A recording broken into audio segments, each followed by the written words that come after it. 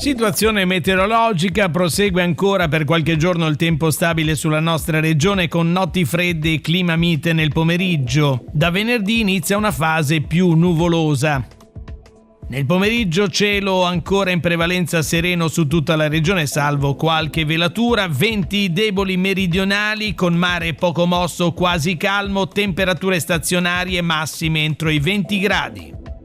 Per domani, giovedì 6 novembre, i tecnici Limet prevedono una mattinata ancora soleggiata su quasi tutta la regione con velature in transito sul settore centro-occidentale e anche locali banchi di nebbia sui versanti padani occidentali. Ma poi nel corso del pomeriggio nuvolosità che andrà via via aumentando anche sul resto della Liguria pur senza fenomeni. Venti moderati prevalenti da nord e est con mare poco mosso su centro-levante mosso a ponente, temperature pressoché stazionarie.